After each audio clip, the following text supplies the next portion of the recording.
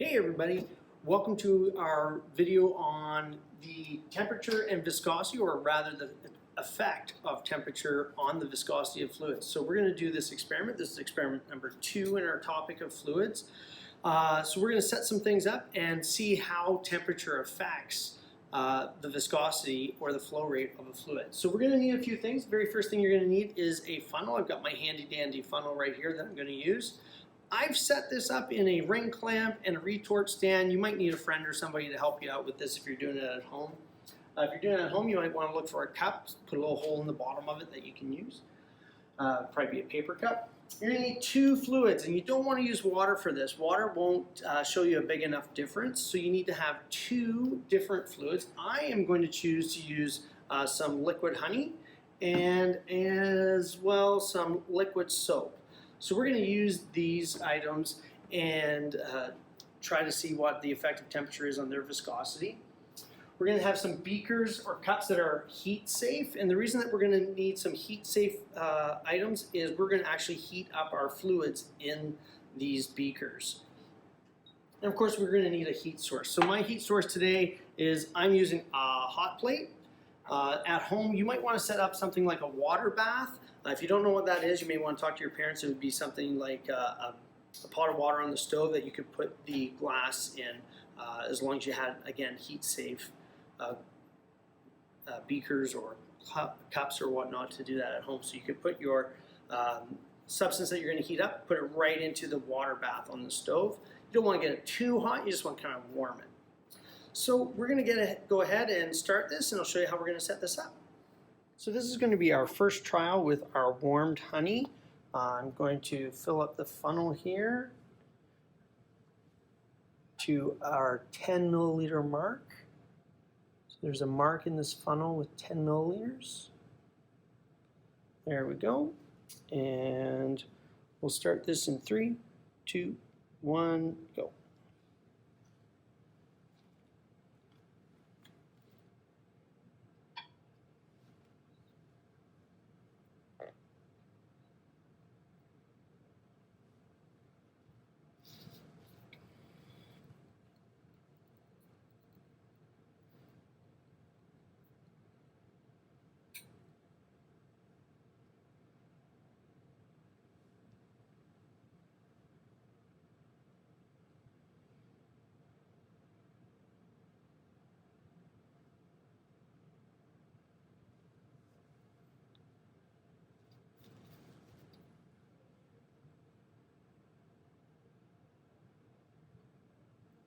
And so we'll do trial number 2 with the warmed honey.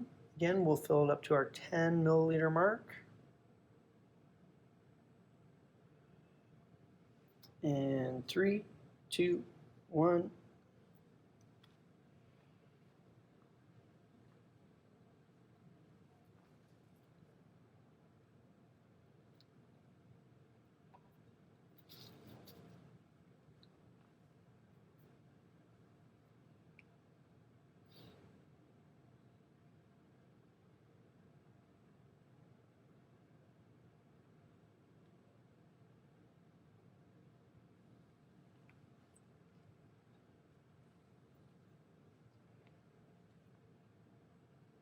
I think you can get a time from that as well. And now we'll do our 3rd attempt with the warmed honey.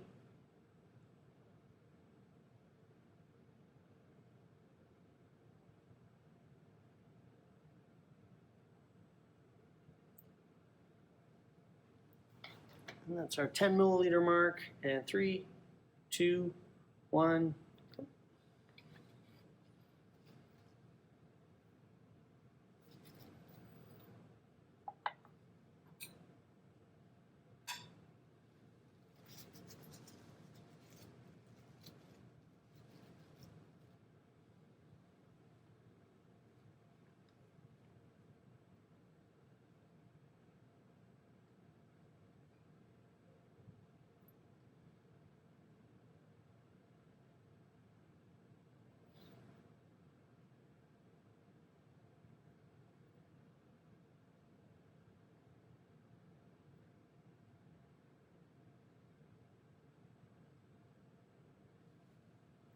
And I think we can get a time out of that one as well.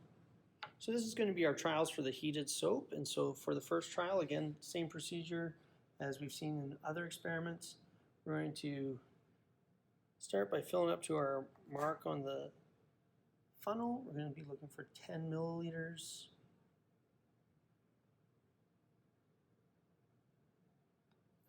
Looks to be it right there. And 3, 2, 1.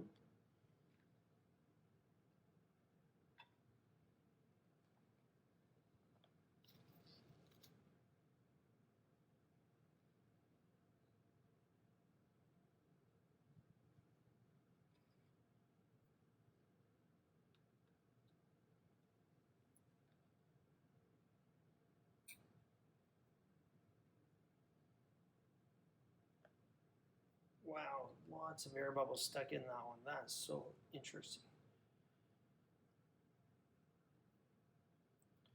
Now as this one comes to an end, we'll get ready for our second one.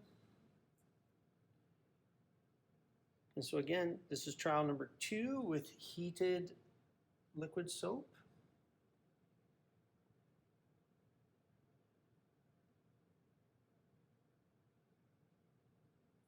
Filling up to our 10 milliliter mark.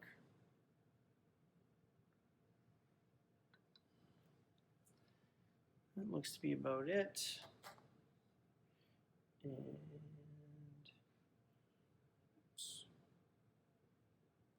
3, 2, 1, go.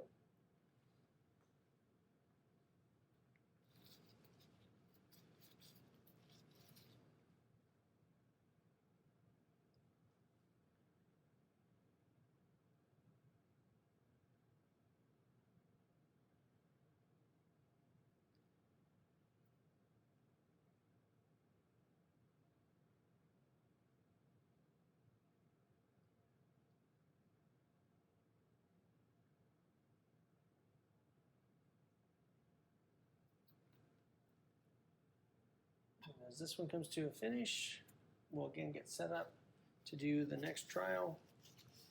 So this will be trial number 3 with our heated soap.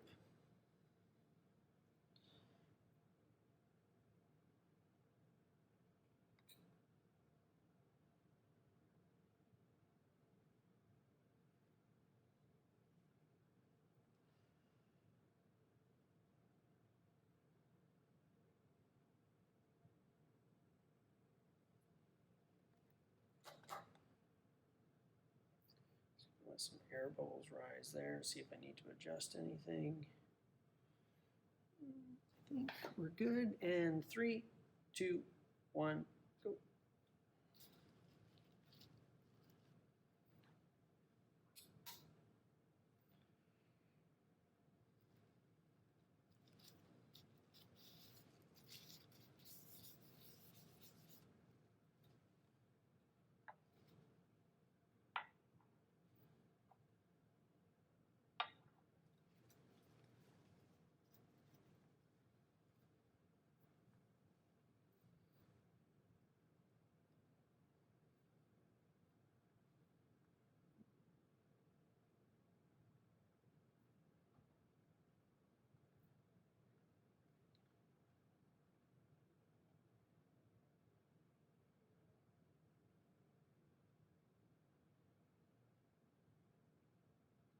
And I think if you're timing to as much as possible being dripped out, then we've probably got 1 or 2 more drips left here.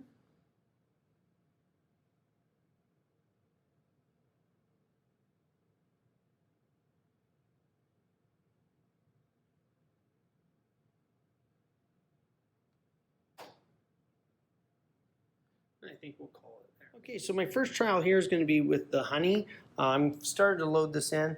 I'm going to load it up to my mark that I have here, and it's going to be for 10 milliliters. So we're using 10 milliliters of honey to get started here, and this is the room temperature honey. So that looks like almost, there's our 10 mils of honey.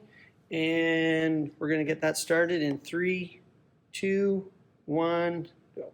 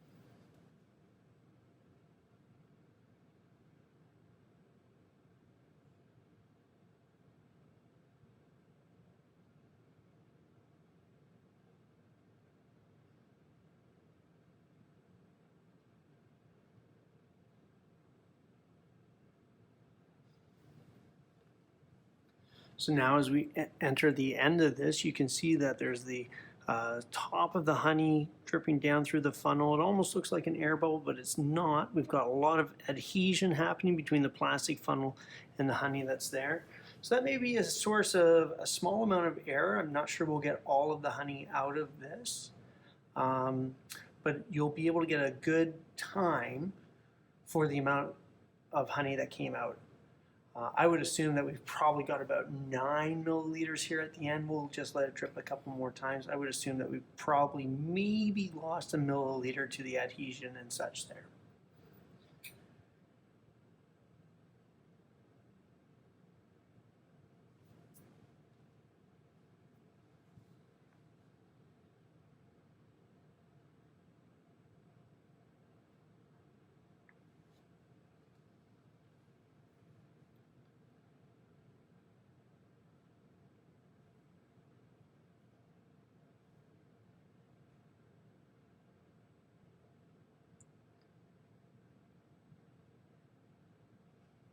So we're going to set up now with our liquid soap in this demonstration.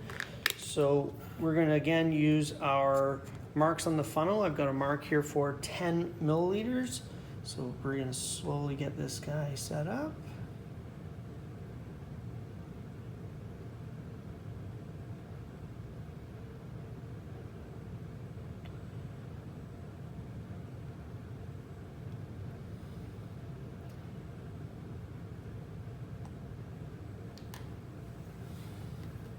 And so we're set up for our 10 milliliter run with room temperature liquid soap. Trial number 1, 3, 2, 1.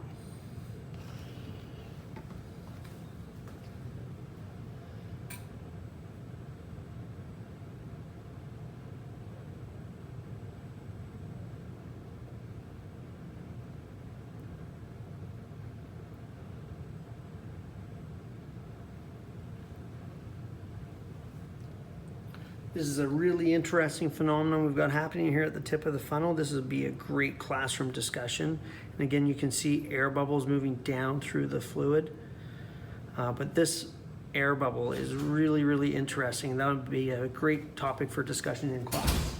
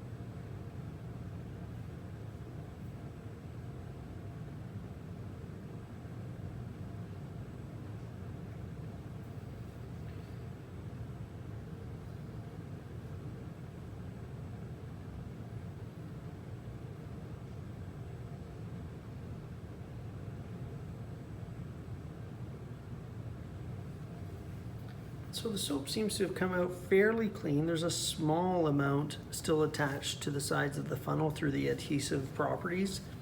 But I would think that it's a very minimal amount, judging by what I'm seeing right now.